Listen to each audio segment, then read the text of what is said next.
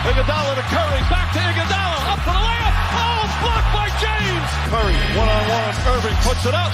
It's good. Kyrie Irving from downtown. A three, steps back, crossover, puts up a three. Rebound James, second. It's over. It's over.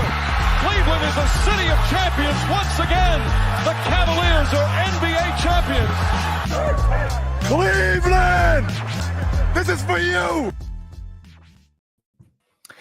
Good evening and welcome, Cavs fans, to another episode of the Block the Shot to Stop. Here with the freshly moved Skylar Webker, I am Kevin Lynch, here to celebrate yet another Cavs win, and not just the Christmas season and feeling in the festive mood. Our holiday gathering started tonight. But so the Cavs, I don't even remember what the final score was. This is a blowout for so long. 124-101 over the Milwaukee Bucks. That score doesn't even do it justice. The Cavs just controlled this whole game against one of the hotter teams in the league. I mean, not only did they just win the NBA Cup, but they've been rocketing up the standings, the Bucks, for the last few weeks. I think they were in second to last in the East, and now they're fifth.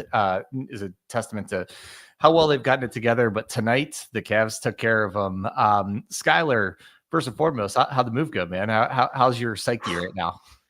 Psyche's low, but the move went great. Movers came on and did everything yesterday, and then I had to make a couple of trips back today to kind of get the last odds and ends stuff. So I listened to a good portion of this game on the good old AM radio, which is old school. There's something to be not the great way to listen to basketball game. Well, we are mostly an audio podcast, so we probably shouldn't. That's true.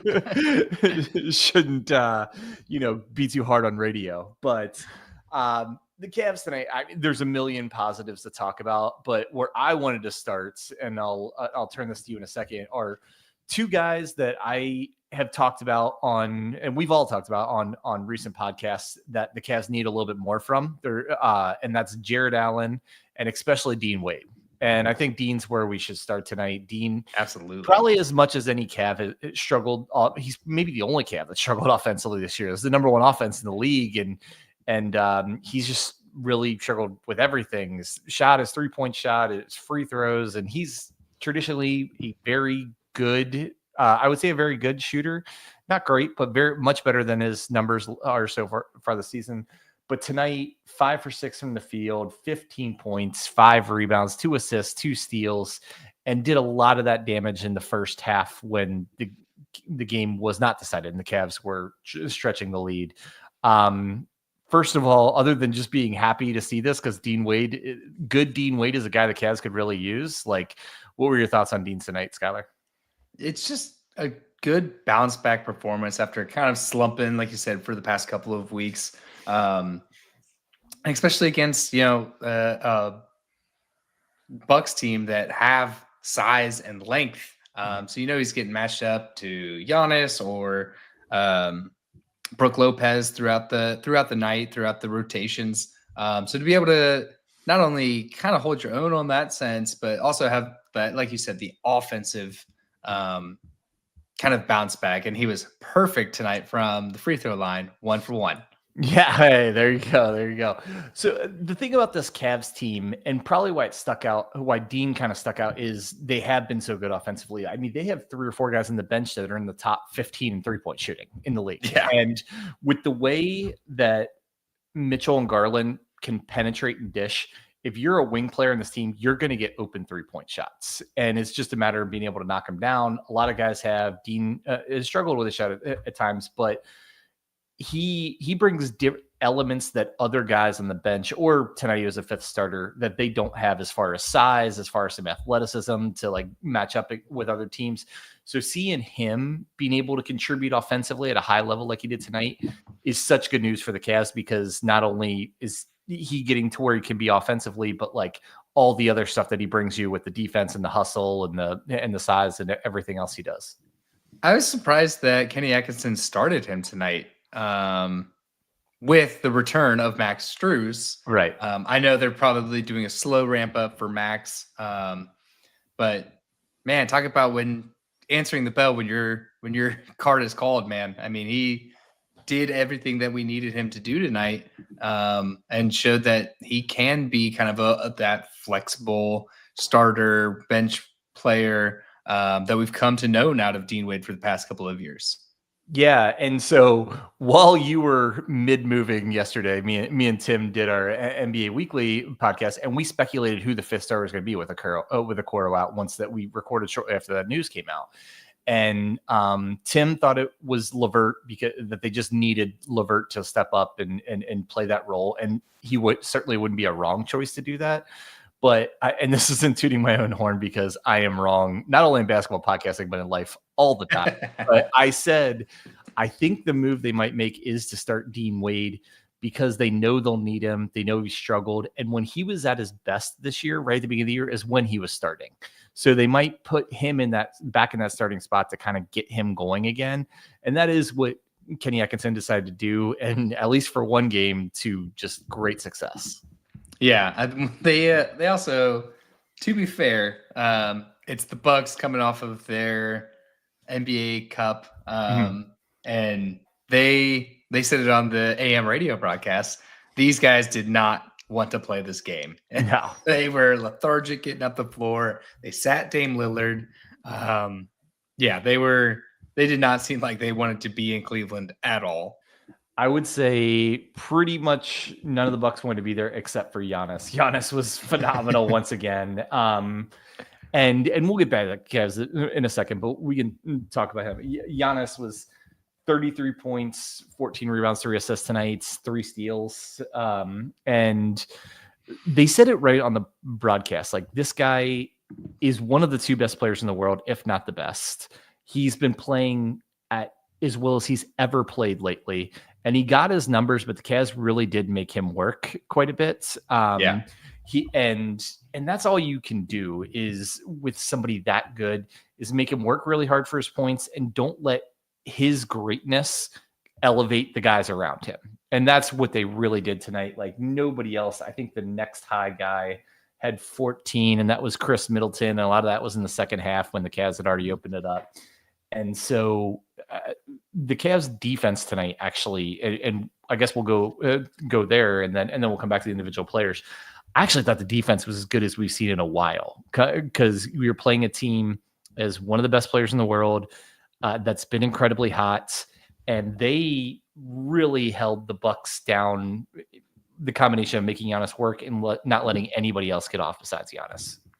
Yeah, they finished the game as a team total with 11 steals and 48 rebounds, which is crazy that everybody was picking their pockets. No blocks though, which I thought was surprising, but I guess when you have Giannis as a loose freight train barreling down at you, it's kind of hard to get some blocks on that. Yeah, I kept a running count in the first half. I kind of let go because the game was getting out of hand in the second half, but like Giannis himself towards the end of the first half, he had drawn 7 fouls just on himself. Like forcing a defender to foul him. And that's like, not only is he so great, but that's the pressure he puts on the other team. Luckily, it didn't hurt the Cavs tonight as far as foul trouble with any in particular player. But he really, this was the perfect game for me because I got to see the Cavs playing at their best, like everyone contributing, awesome Cavs performance. And then I love watching the best players in the league just do their thing. And we got to see that with Giannis too. So for me tonight, this is a perfect game. Yeah. He's one of those guys. We say it all the time. Like Giannis is allowed to beat us. Nobody else is allowed to beat us. He's one of those elite players that earn that right. Yeah. And last thing about Giannis, I know we're at a Cavs podcast talking about Giannis, but he is so good. The thing, this is a little thing, I'm sure some other people notice it, but like how fluid his movement is for his size. Like when he's jogging up and down the court, he looks like he's exerting the same energy as like Darius Garland. Usually 7-foot guys, it's kind of lumbering and all this kind of stuff. Even now, as athletic as guys are, everything he does except for jump shooting is so smooth. Again, perfect game tonight because the Cavs were awesome. They got a comfortable victory. They kept the starters' minutes down since they have a back-to-back tomorrow night. And we got to see one of the best players in the world play great. So to Yeah. me, this is just the perfect basketball game. What did you think about the return of Max Strus? I know he's on minutes restriction and kind of came off the bench, kind of worked his way back in after missing a fourth of the season. Right. But what did you see out of him? Yeah, no, I definitely want to bring up Max. I'm glad you did. I think the first thing I noticed is like I forget the chaos that Max always seems to bring to the court. Like he demolished I think it was Michael Beasley, luckily right after the first quarter horn sounded. Like I mean, it was an incredibly hard foul that was 0.1 seconds too late to actually count as a foul. But just stuff like that, like loose balls, he whether it's him drawing fouls or getting fouls, and like just always he definitely has a little bit of a pest in him that other teams probably don't like to play against Max Strus. But what I saw, I was pleasant. I was happy with his performance. A little bit of rust. I mean, of course, it's his first game of the year. But he made, I think, 3 threes. He seemed to be moving really well. He, definitely brings some similarities to some of the other guys on the bench, like a little bit different skill set. He's maybe a little bit more physical than some of the other wings that the Cavs have. I would agree. And so I was really encouraged. I mean, first of all, to see him back, and then to see the game shape that he's in, and that he got right back in the flow. What did you think of him, Max? Yeah, I mean, his shooting, obviously, rust, no doubt. Like that's to be expected. But like you said, like his athleticism appeared on the court. His ability to affect the game outside of shooting appeared on the court. That's stuff that people do chalk up to rust and stuff, but that came out great. That came out exactly like the Max Strus that everybody signed up for. Outside of Evan Mobley and Donovan Mitchell, he had the best plus minus on the team at plus 20. Yeah, and I mean, he played 19 minutes. That's a good amount of minutes for your first game back coming off of injury. He looks to be in pretty good condition too. Like sometimes when a guy comes back, they're kind of huffing and puffing a little bit, but he seemed like I was as encouraged as I could have realistically been. He wasn't going to come out and play 35 minutes and score 20 something points in his first game. They're going to kind of ease him back in a little bit. So I was really really encouraged. And it comes, the perfect time would be to have him all year. But if you're going to get him back, it's great to get him back just as Isaac Okoro goes out, and kind of, to fill a little bit. They don't play exactly the same, but it can at least fill some of that void that will be there with Isaac missing a few weeks, because Isaac's been a huge part of this team. He absolutely has. So the one thing I guess I would question with this game in particular, I know that he probably had a 20-minute restriction or anything like that, but I'm curious if this game is pretty much a blowout the entire time, right? If you used garbage time or leverage the garbage time to get Max Strus his shooting form, to kind of help alleviate the rust, where it doesn't matter, the shooting percentages don't matter. Just get out there in game rhythm. I'm curious why Kenny Atkinson didn't elect for that and actually elected for Ty Jerome to close it out. What's funny is the podcast that Tim and I did Monday night against the Nets. I said the exact same thing about Dean Wade.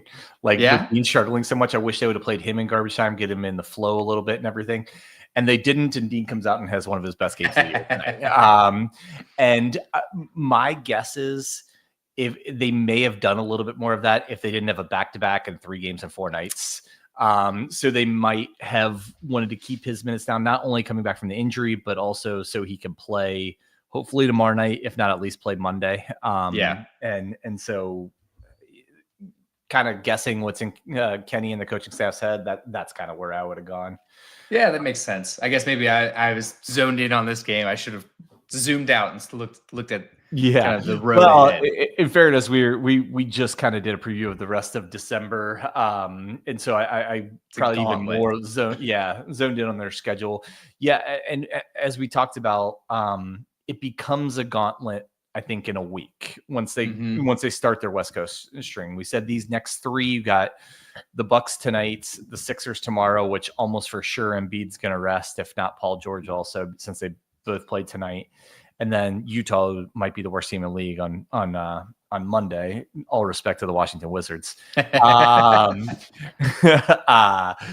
This was a perfect time to get these 3 wins. Yeah, at the very least go 2-1, but ideally go 3-0, because frankly, when you're going out on a long West Coast trip and you're playing some of the best teams in the league, you're going to drop a couple games, like most likely. I hope they don't, but being realistic. I did want to get back to it because I teased it at the beginning, and then we just started talking about everything else. That's true. I did want to talk about Jared Allen a little bit, because we all 3 of us, you, me, and Tim, who is focused on the Notre Dame game tonight, even though he was texting us about the Cavs, probably has multiple TVs going.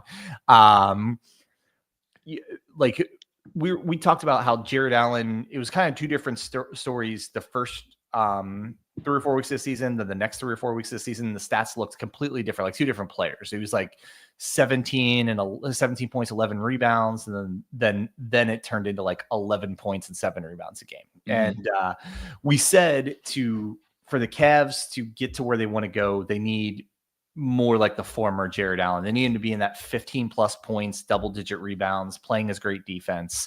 And to his credit, I think he's really gotten back to that over the last 3 games, really like 5 of the last 6, 4 of the last 5, something like that. Tonight he had 10 and 10 in 24 minutes on 5 of 6 shooting. Can't ask for too much more than that going up against Giannis and Brook Lopez. He just seemed confident. He seemed aggressive. He seemed like the guys on the team were looking for him when he was like rolling to the basket, and been really, really encouraged that if we start getting this kind of play out of guys like Jared Allen and Dean Wade, another 6, 8, 10 win streak could be on the horizon. I want another 15-game win streak. How about that? 2 in 1 season. Now you're getting greedy. I mean, let's see. 2, that would put us at, where are we at, 25 or 24? 24. Yeah. So put us right under 40. Yeah. 40 and 4 on the season. How does that sound? Well, this was their 3rd in a row, so it'd only be another 12. We're 20% of the way there. But yeah, the kind of those 3 guys, Dean Wade, Jared Allen, and you brought up Max Strus. So those were 3 guys I think I kind of focused in tonight for different reasons, and was really happy with all 3 of them, how they played for different reasons and everything. But I think I'm maybe focused on those guys because at this point, you're really confident what you're most likely going to get every game out of Mobley, Garland, and Mitchell, right? They're going to have a bad shooting game here and there, but you feel really good about them, kind of hitting their season averages, playing a huge part in the game going in. So it's kind of like these guys around them become the focus on who's going to step up and kind of help them out, and whether it's in scoring, rebounding, defense, anything else. And so really encouraged by all 3 of those guys tonight. Like, other than that, with the blowout win, I guess 2 other things to mention. Donovan Mitchell, spectacular night. He was a big part of blowing the game open. He was hot tonight. Yes, he was. He came out firing, 9 for 15, made 3 threes, 27 points. I think 4 rebounds, 5 assists. He was 6 assists. He was awesome. He was super aggressive, which I game to game, it seems like one game he comes out and he wants to kind of like ease in and set up other guys, and then the next game he wants to be aggressive. I mean, I don't know if that's more his mindset or the opponent they happen to be going up against that night, but he was definitely came out very aggressive, attacked the basket a lot tonight. That's why he ended up with 6 assists and 27 points. And I just continue, and maybe it's because All-Star voting opens. I wanted to make sure I said that All-Star voting is open, and most importantly, tomorrow is one of the days that votes count for 3. So go vote for all your Cavs every day, but especially tomorrow. But yeah, Donovan, Evan, and Darius. I mean, they almost had like ho-hum games. Like they did what we expected of them in the minutes they played. And so that's why I never want to take those guys for granted, but it's so expected from them at this point. That's why you happen to focus in on the other guys. Yeah. Those three have definitely been the most consistent throughout this season. Yeah.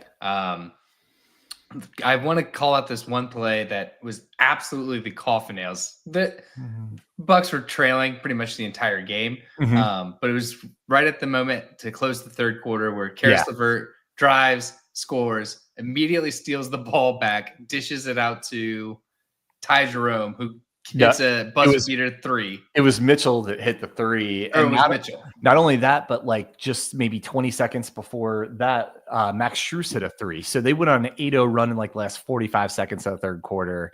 And I think you're right. That was kind of the nail in the coffin on what was already turning into a blowout. So that was a fun sequence. That's definitely like a highlight level sequence that they had there.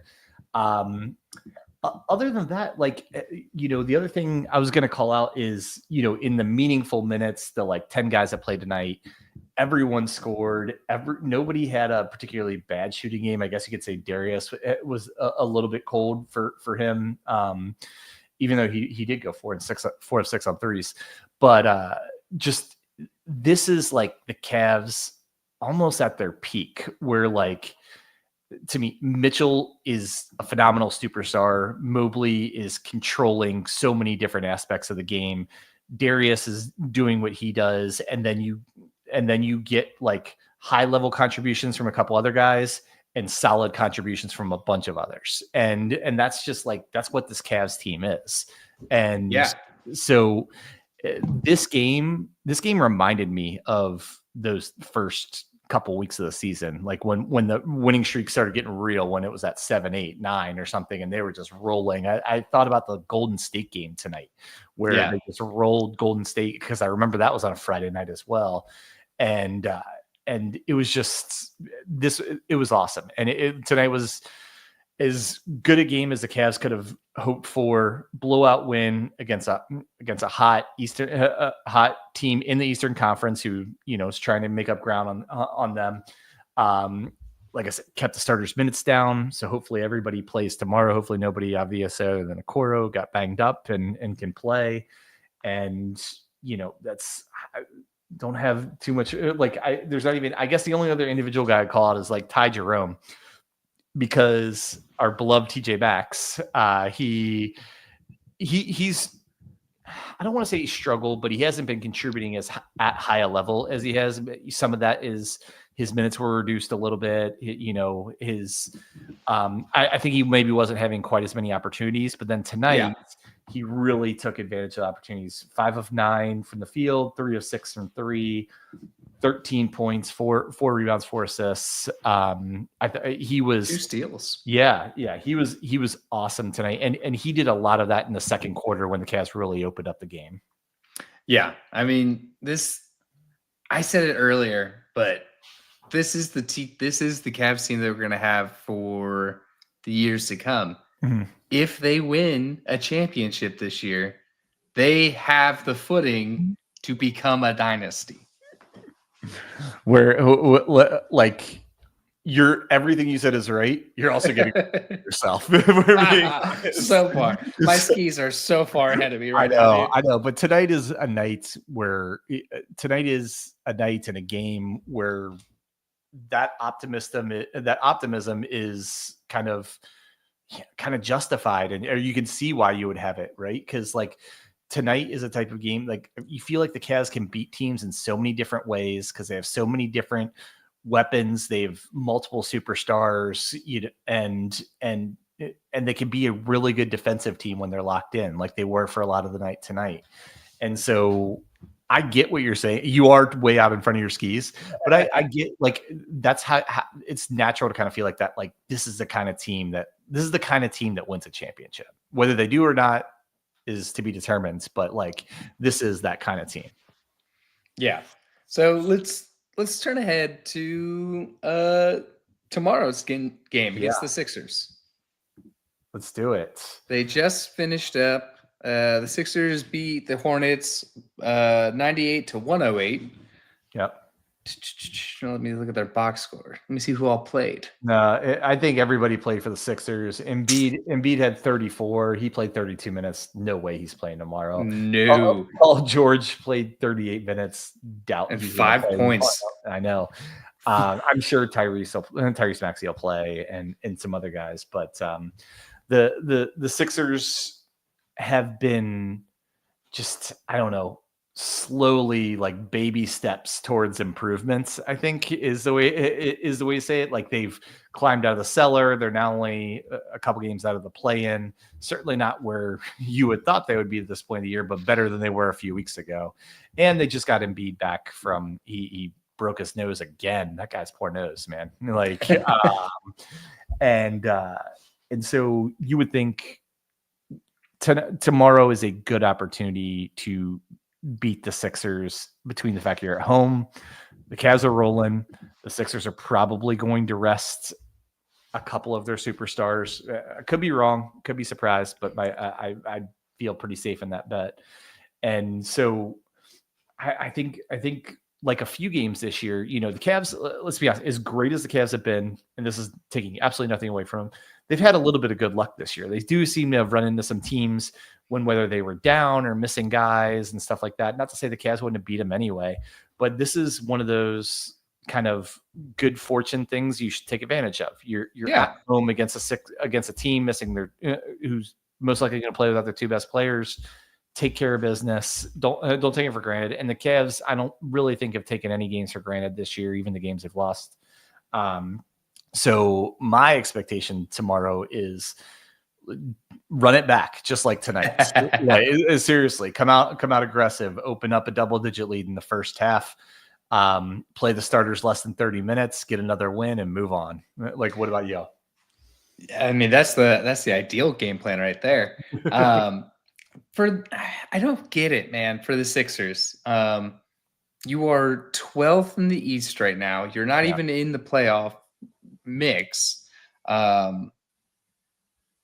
And we're more than a fourth of the way through the season. Like, at some point, I think you gotta take the load management out and tell guys, like, we need you. We need you to be on the floor so that we have a chance to do something this year. I definitely think you're right, and I think that'll have to happen for the Sixers at some point. My guess is it just won't be tomorrow, at least with Embiid, since he just came back from injury. And realistically, you could look at it like we're going to play the team who has the best record in the league in their building.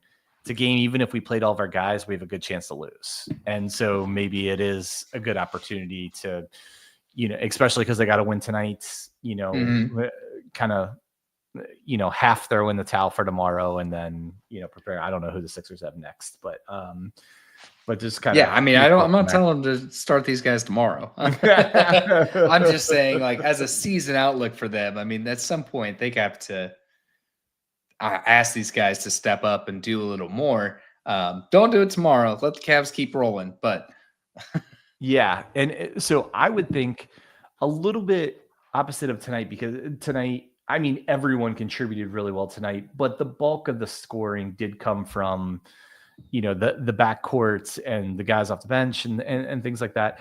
If Embiid doesn't play, Mobley and Allen could dominate the interior tomorrow. And I would guess that they would maybe come out looking for the two of them and try and get them going.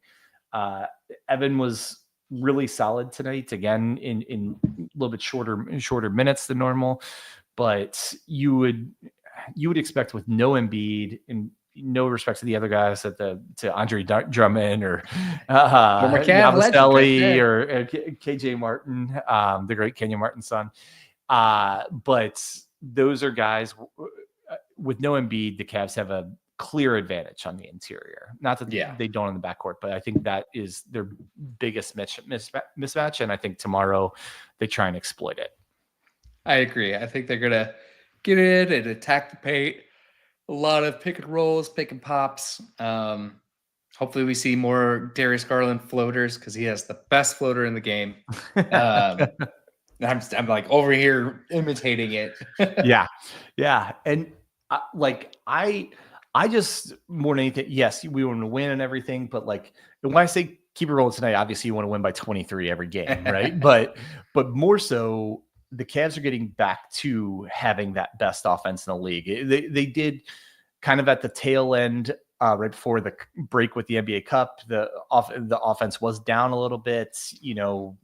Shooting numbers were down a little bit.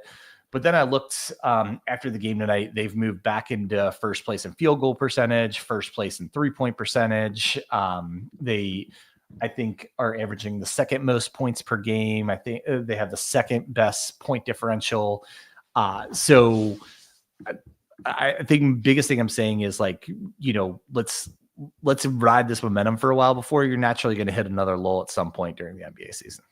Yeah, eventually either a lull or other teams catch up to what you're doing and play against it. So yeah, I agree with you. Let's get back to what we were doing that whole 15-game win streak, and that was beating every team every single way you can imagine, whether it was driving to the paint, finding open men in the paint, hit them, kill them from behind the arc, transition the ball. They that's how they did that 15-game win streak, was by winning a different way every night. And I want to get back to that also. I agree. And the one other thing I think I'm going to look for tomorrow and in probably the next couple of games after that is the picture might become clearer of how they're going to cover for the loss of Isaac Okoro. I mean, tonight when you have a blowout win, there's not as much you need to do, but they did have 6 guys that were between 16 and 21 minutes, Dean Wade, and then the 5 guys that came off the bench. So that could be the plan, is to just continue to, kind of do that 10-man rotation, have kind of balance out the minutes like that. Or do they look to, as Tim speculated yesterday, are they going to increase Levert's minutes from, he's playing about 22, 23 a game, up to like the higher 20s? Maybe him take 5 of Okoro's minutes. How many minutes is Max Strus going to play as he starts getting more acclimated? Like once he gets off the minutes restriction, what is going to be his normal amount of rotation minutes? Is it going to be 20, 25, more, less? So I really think tomorrow night and probably the next handful of games, that's one of the big things I'm gonna look for at the Cavs is like, how is the rotation going to change? How is the minutes just distribution going to change to kind of make up for the loss of Isaac Okoro? And is it, going to be like tonight, a kind of, full team effort, full, squad effort from the bench and then Dean Wade in the starting lineup? Or is it going to become clear, like someone like Levert's minutes are going to uptick and kind of replace some of that production that's going to be lost? Yeah, I mean, it's a puzzle game that I'm glad Kenny Atkinson is putting together, because he's got my full vote of trust. Yeah. What he's done this season. Yeah, full confidence in anything that Kenny Atkinson is putting out there. You and me both. And I'll close on this. I don't know if they just came out or I just saw them, but I was curious. And so I looked, and there are odds out for NBA Coach of the Year, and Kenny Atkinson is the clear front runner right now. Oh, thank God. And he should be. I mean, he took a very good team and turned them into the best team in the league. Traditionally, that's usually who wins Coach of the Year, is somebody who helps elevate a team from the last year's performance, and that's exactly what he's doing. So, and there's only been one Coach of the Year, or Coach of the Month in the NBA so far, and he won it, and could have an argument to win December's also. So, I thought that Coach of the Year race would be between him and Ime Udoka, honestly. Yeah. Well, I kind of want to throw Joe Mazzulla in the mix, not because I'm a Celtics fan or anything, but his press conferences are just becoming legendary. I don't know if you were moving yesterday. Did you see his one from last night? No, I didn't see last night. So he got really upset with an official, kind of came on the court, was arguing, got teed up yesterday. They asked him about it in their press conference, and he's like, oh, I don't think he heard me when I said Merry Christmas, so I wanted to make sure he heard me. I hadn't seen you in a while. Happy holidays. Hope the family's well. It goes into this whole monologue on how he was just wishing happy holidays to this referee. He was clearly irate with some of their calls. So I just thought that was phenomenal. That's the only thing Kenny could do better, is a little bit more lively press conferences. Maybe. Yeah, maybe. We'd love to see that. So with that, we'll get out of here. Great win for the Cavs tonight. Great move for Skylar, and the fact that he moved and got his podcast equipment set up in a little over 24 hours. Shout out to you. Shout out to your wife for letting you record a podcast on the first full day you're in your new house. Yeah, I know. Especially driving 8 hours today. Shout out, Devin. Way to take one for the team and let us borrow Skylar here for 35 minutes. So with that, for Skylar Webker and the missing Tim Daniel, I'm Kevin Lynch. Thanks again for listening to another episode of the Block the Shot to Stop. And as always, go Cavs.